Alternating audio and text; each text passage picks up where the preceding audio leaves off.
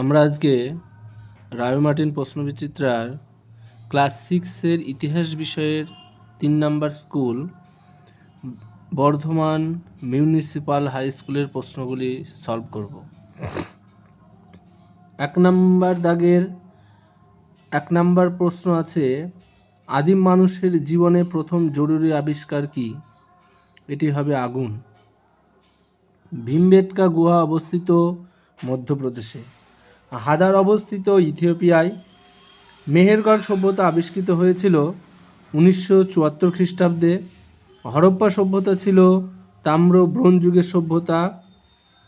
হরপ্পা সভ্যতার কতগুলি শিলমোহর মেসোপটেমিয়ায় পাওয়া গেছে? 23টি। আলতামিরা গুহা কোথায় অবস্থিত? এটি স্পেনে।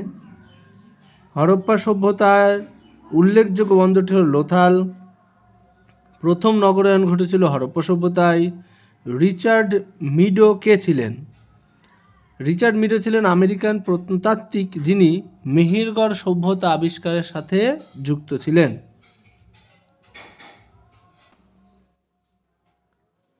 এবার 3-এর দাগের 1 নম্বরের প্রশ্ন আছে, পুরনো পাথরের যুগে মানুষের ব্যবহৃত অস্ত্রগুলি কি কি ছিল?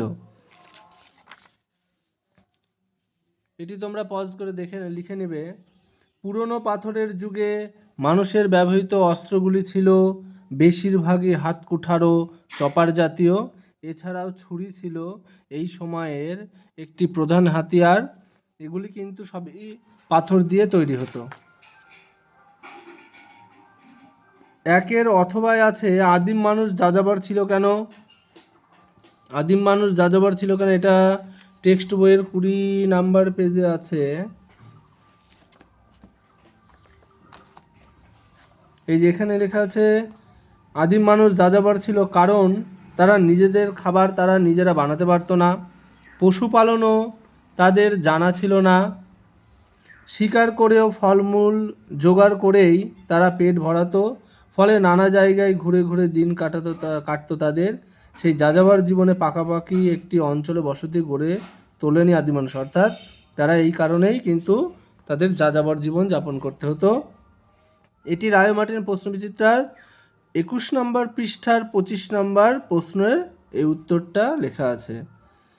3-এর দাগের 2 নম্বর প্রশ্ন আছে, সিটাডেল কি? সিটাডেল কি, এটা টেক্সট বইয়ের 35 নম্বর পেজে আছে। সিটাডেল।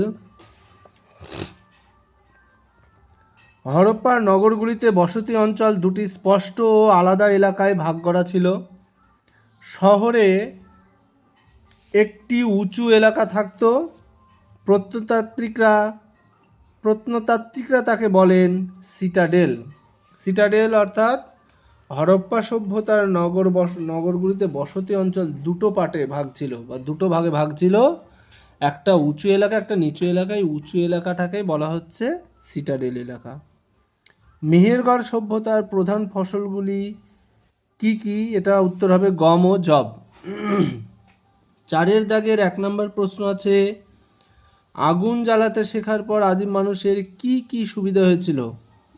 এটা রায় মার্টিন সহায়িকায় 20 নম্বর পৃষ্ঠার 20 নম্বর প্রশ্নের উত্তর আছে।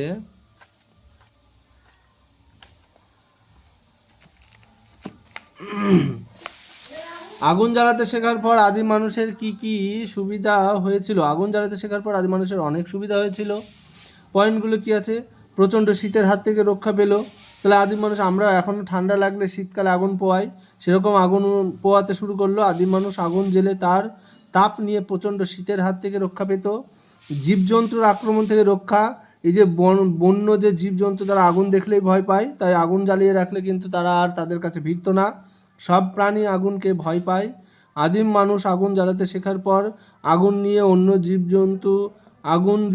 জীবজন্তুর আক্রমণের মোকাবিলা করত। আগুনে ঝলসে খাওয়া। আগুন জ্বালাতে শেখার পর আদিম মানুষ কি করলো? কাঁচা মাংস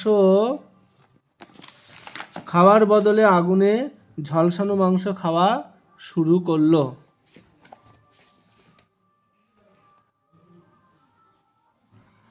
এবার আসছে 2 নম্বরের প্রশ্ন। 4-এর দাগের 2 নম্বর প্রশ্ন, হরপ্পা সভ্যতার শৌচাগার ও জল নিকাশি ব্যবস্থা কেমন ছিল? এটা টেক্সট বইয়ে 35 নম্বর পৃষ্ঠায় আছে। হরপ্পা সভ্যতার শৌচাগার ও জল নিকাশি ব্যবস্থা। হরপ্পা সভ্যতার নগর জীবনে আরেকটি গুরুত্বপূর্ণ দিক ছিল শৌচাগার ও জল নিকাশি ব্যবস্থা। এর থেকে মনে হয় নগরগুলি সাধারণভাবে পরিষ্কার ছিল। মহেঞ্জোদারোর প্রতিটি বাড়িতে শৌচাগার ছিল, পাকা নর্দমা দিয়ে জল নিকাশি ব্যবস্থাও ছিল। বড় নর্দমাগুলি ঢাকা থাকত, প্রতিটি বাড়ি থেকে ছোট নালা গিয়ে মিশত বড় নর্দমাগুলোই। উন্নত নগর শাসনের নমুনা ছিল এই জল নিকাশি ব্যবস্থা। এইটুকুনি লাল দাগ দেওয়া, এগুলো লিখলেই হবে।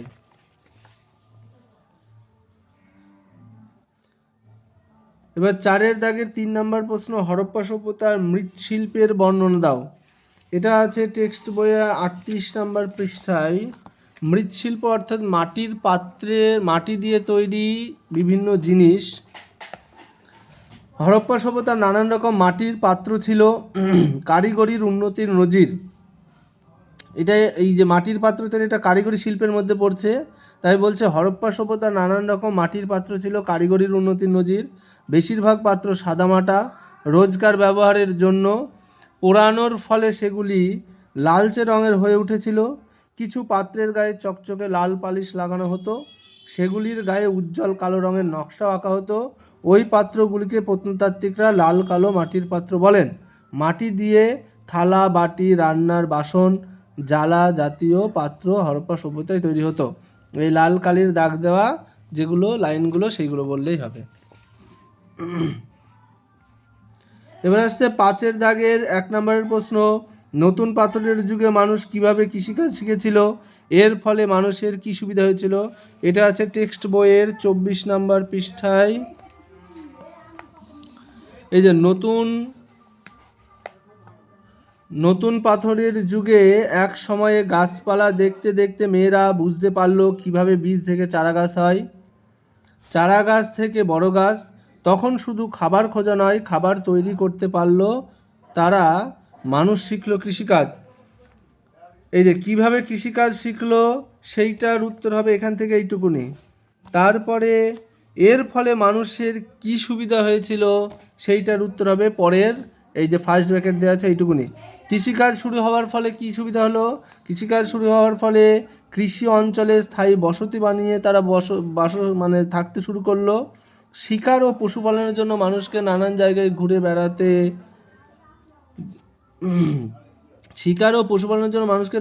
ঘুরে বেড়াতে হতো। কৃষিকাজ শুরু করার ফলে সেই ঘোরাঘুরি বন্ধ হয়। তাছাড়া কৃষিকাজ খাদ্য উৎপাদন নিশ্চিত করে, ফলে যাযাবর মানুষ ধীরে ধীরে কৃষি ও স্থায়ী বসতির দিকে যেতে থাকে। চাষ করার ফলে পশুপালনও সহজ হয়ে গেল।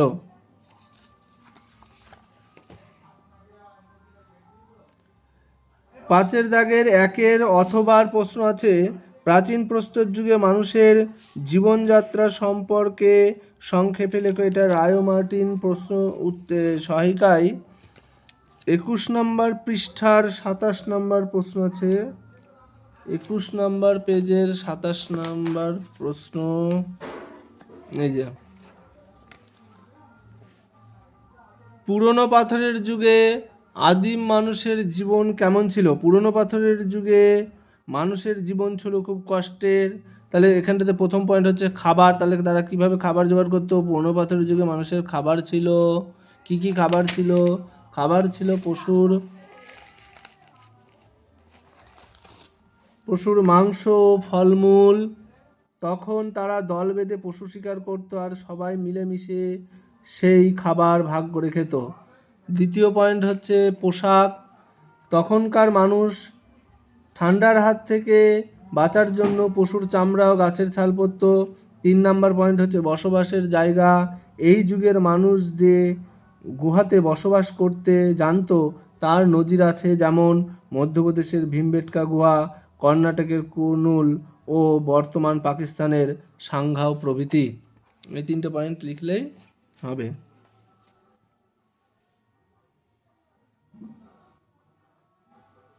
এবার আসছে 5 দাগের 2 নম্বরের প্রশ্ন, হরপ্পা সভ্যতার যোগাযোগ ও যাতায়াত সম্পর্কে লেখো। এটা টেক্সট বইয়ের 40 নম্বর পৃষ্ঠায় আছে।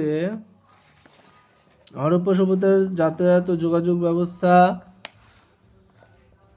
হরপ্পা সভ্যতায় যোগাযোগ ব্যবস্থার বিভিন্ন উপায় ছিল। ভারবাহী পশু, গাড়ি, নৌকা ও জাহাজের ব্যবহার হতো যোগাযোগের ক্ষেত্রে বা যাতায়াতের ক্ষেত্রে। এই যানবাহনগুলি ব্যবহার করা হতো। স্থলপথ ও জলপথে রোজকার যাতায়াত ও ব্যবসা বাণিজ্য চলত। বলদ, গাধা, উটের ব্যবহার হতো হরপ্পা সভ্যতায়। গাড়ি টানার কাজে বলদের ব্যবহার হতো বেশি। বেশিরভাগ গাড়ির ছিল 2 চাকার, চাকাগুলি বেশ শক্ত। কয়েকটি ছোট গাড়িও পাওয়া গেছে, সেগুলিতে অনেক চাকা লাগানো। হরপ্পার রাস্তার গাড়ির চাকার গভীর ছাপ পাওয়া গেছে, তার থেকে বোঝা যায় গাড়ির চাকাগুলো নেহাত ছোট ছিল না, অর্থাৎ বড় বড় চাকা ছিল। হরপ্পার অনেক রাস্তায় এবড়ো খেবড়ো ছিল। বলদে টানা গাড়িগুলি উঁচু নিচু রাস্তায় সহজেই চলতে পারত। তবে গাড়ির থেকে নৌকায় যাতায়াতের সময় কম লাগত। নদীর স্রোত ও হাওয়ার সাহায্যে সহজেই নৌকা চলতে পারত, কাজেই জলপথে যাতায়াতের অনেক সস্তা ছিল। পালতোলা নৌকার ব্যবহার হরপ্পা সভ্যতায় ছিল। হরপ্পার অর্থনীতি ও যাতায়াত ব্যবস্থা অনেকটাই নদীর ওপর নির্ভর করত। এবার 5 দাগের 2 অথবা, তোমরা যখন উত্তর লিখবে তখন কিন্তু 2 দাগের অথবা সেইখানটাতে 2 নাম্বার দিয়ে অথবা শব্দটা লিখবে, নইলে বুঝতে কিন্তু শিক্ষকের অসুবিধা হয়। অথবার প্রশ্ন আছে হরপ্পা সভ্যতা কিভাবে ধ্বংস হয়েছিল তা সংক্ষেপে লেখো। এটি রায় ও মার্টিনের পৃষ্ঠা নাম্বার 48 57 নাম্বার প্রশ্ন। 48 পৃষ্ঠার 57 নাম্বার প্রশ্ন।